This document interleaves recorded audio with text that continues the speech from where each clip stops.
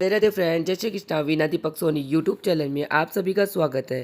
Friends, घर में बरकत और परिवार की खुशियों के लिए हर महिलाएं रोज करें ये 7 कार्य। देखिए फ्रेंड्स, कहा जाता है कि जिस घर में महिलाएं रोज ये 7 छोटे छोटे से शुभ कार्य करती है, उस घर में खुशियों का माहौल बना रहता है। घर में सुख शांति, घर में रहने वालों का स्वास्थ्य अच्छा रहता है। घर में मुखिया जीवन में आगे बढ़ते हैं, ऊंचाइयों को छूते हैं। लेकिन कई महिलाएं 3 ऐसे महत्वपूर्ण कार्य हैं जिन्हें अनजाने में छोड़ देती हैं। अगर आप भी ऐसा करते हैं तो आज की वीडियो ये आपके लिए बहुत ही महत्वपूर्ण है। अंत तक आप जरूर देखिए, क्योंकि 7वां कार्य विशेष महत्व रखता है।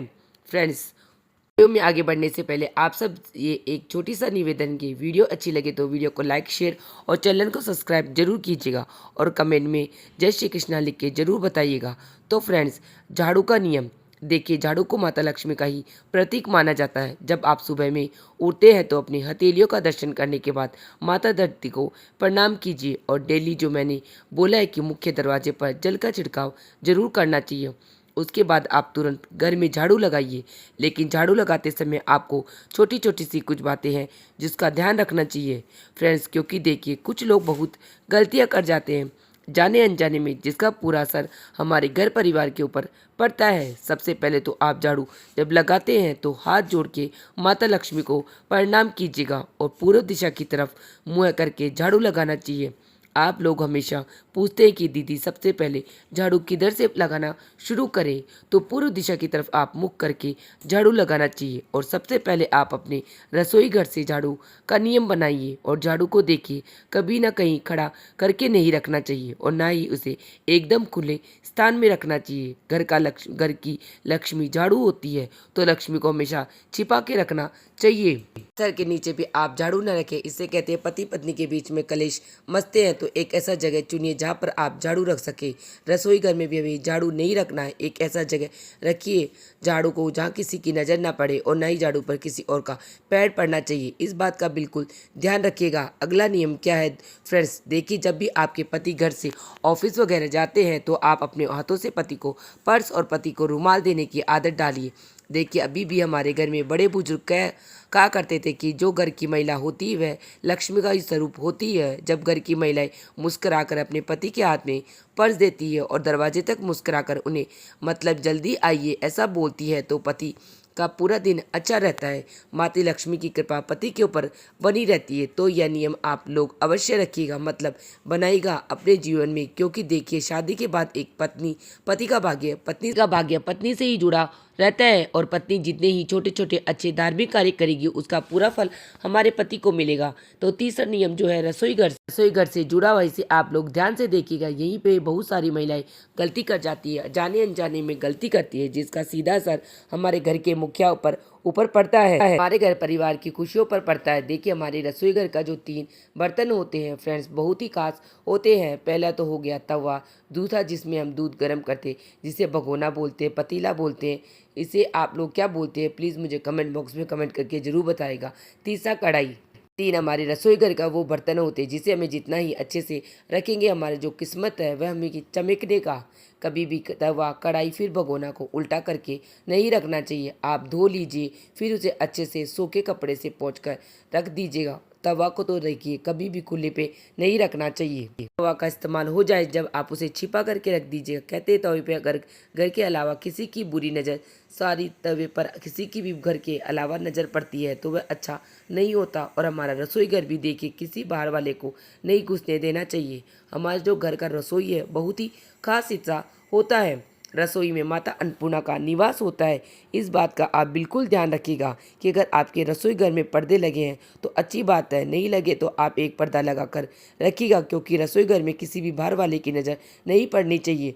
चौथा जो नियम है, कभी भी रसोई घर में खुले में चाकू, कैंची वगैरह ये सब नहीं रखना चाहिए, क्योंकि जब उस पर नज़र पड़ती है तो फ्रेंड्स वह बहुत ही बुरी नेगेटिव एनर्जी पैदा करती है। तो इस बात का भी बिल्कुल ही ध्यान रखिएगा। अगला जो नियम है, देखिए जाने अनजाने में कभी कभी क्या होता है कि जो चावल का गर्म पानी होता है उसे बहुत सारी महिलाएं क्या करती है, गरम गरम एकदम सिंक में डाल देती है। देखिए ऐसी गलती नहीं करनी चाहिए। जब हम गर्म पानी सिंक में डालते हैं तो उससे बहुत सारे कीड़े मकोड़े ख़त्म हो जाते हैं और जो हमारे ऊपर उसका मतलब पाप लगता है।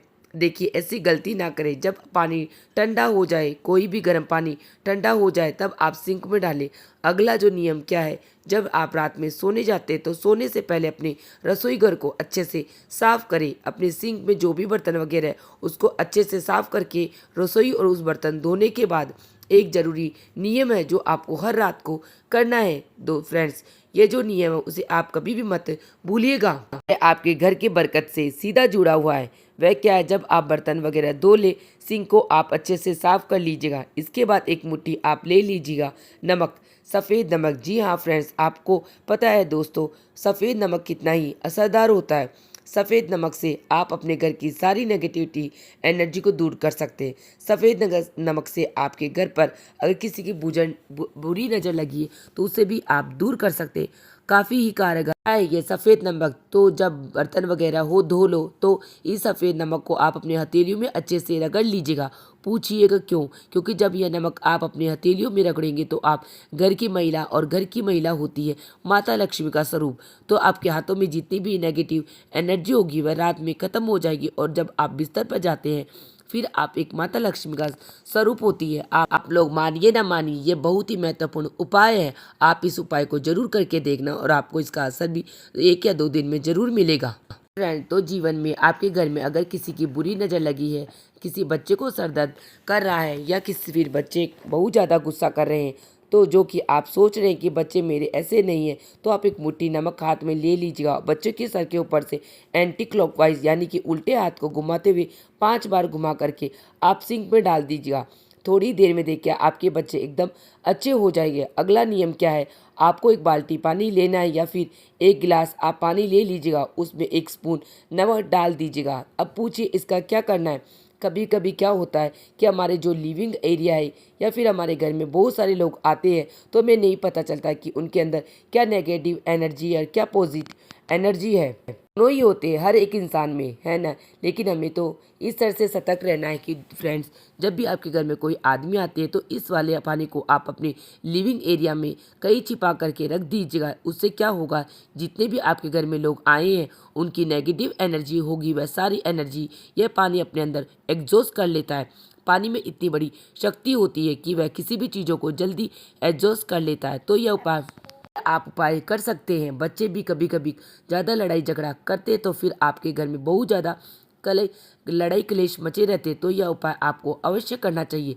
कभी भी लिविंग एरिया में, खास करके जहाँ भी सब लोग इकट्ठा होते हैं, वहाँ पे किसी कोने में आप इस नमक वाले पानी को रख करके कुछ दिन देखिए इसका कितना असर होने वाला है। अगला उपाय क्या है, जब रात में आप खाना वगैरह बना लेते हैं, रसोई की साफ़ सफाई कर लेते हैं, तो 1 गिलास पानी किचन में ढक करके रखिएगा। कहा जाता है कि हमारे जो पूर्वज हैं जो कि अब इस धरती पे नहीं रहे, वे रात में पानी पीने आते हैं और आपके रसोई घर में उनके लिए पानी और थोड़ा सा नमक अगर रखा है तो वह आपके एकदम भरपूर आशीर्वाद देकर जाते हैं। अब लास्ट जो फ्रेंड्स, ये बहुत ही महत्वपूर्ण है, इसे आप लोग नोट कर लो। फ्रेंड्स, घर में कभी भी आप अपशब्द ना बोले, घर में कभी भी नकारात्मक बातें ना करें, क्योंकि घर हमारा एक मंदिर होता है और घर में रहने वाले लोग हमेशा ही खुश रहे, स्वस्थ रहे, सकारात्मक बातें कर ऐसा अगर हो, हमारे घर में कभी भी नेगेटिव एनर्जी नहीं रहती है। रात में जब आप सोने लगते हैं, सबसे महत्वपूर्ण बात, रात में जब आप सोने लगते हैं तो हर रात सोने से पहले पूरे परिवार के लिए भगवान से प्रार्थना करें। पूरे दिन हुई आपसे अच्छे कर्म के लिए भगवान को थैंक्स बोले। अगर अनजाने में आपसे किसी का दिल दुख गया या फिर आपके हाथ से कोई गलत काम हो गया तो भगवान से आप क्षमा याचना कर ले। देखिए फ्रेंड्स, शाम में जहाँ पर मैं पूजा की थी और शाम की पूजा का जो नियम आपको बताना चाहूँगी, जब आप दीपक जलाते हैं तो दीपक के नीचे आप अक्षत का आसन दीजिएगा, क्योंकि बिना आसन दिए हमें दीपक नहीं प्रज्वलित करना चाहिए। और दीपक देखिए संध्या में कब जलाना है, अगर आप लोग चाहते हैं तो कमेंट में अवश्य बताइएगा। बहुत सारी महिलाएं गलती करती है शाम के समय दीपक जलाने में, कौन सी वह गलती करती है आप लोगों को मैं कमेंट में अवश्य बताऊंगी। इसके ऊपर मैं एक वीडियो भी बना दूंगी। जब भी आप घी का दीपक जलाए तो अपने बाईं साइड यानी भगवान के दाईं साइड आपको घी का दीपक जलाना है। जब आप तेल का दीपक जलाते हैं तो आपके दाहिने साइड यानी भगवान के बाईं साइड आपको तेल का दीपक जलाना है। फ्रेंड्स, बीच में कभी भी आपको दीपक नहीं रखी, ये गलती भूल के भी ना करें। और आपको पता है दोस्त फ्रेंड्स, जब आप भगवान की प्रार्थना करते हैं और आपकी प्रार्थना अगर सच्ची श्रद्धा भाव से मन से हो तो आपकी एक शुभ संकेत अवश्य दिखता। आप देख सकते हैं ये दीपक, देखिए दीपक की जो बाती है वे एकदम त्रिशूल आकार में बनी हुई है। आप देखिए आपके सामने यह दीपक जल रहा है। इसका साफ और सीधा ये भाव है कि आपकी पूजा भगवान ने स्वीकार की है आपके ऊपर। आपके घर में कोई ऐसा है जिसके शुभ कर्मों और शुभ चरणों की वजह से आपका यह घर संसार चल रहा है।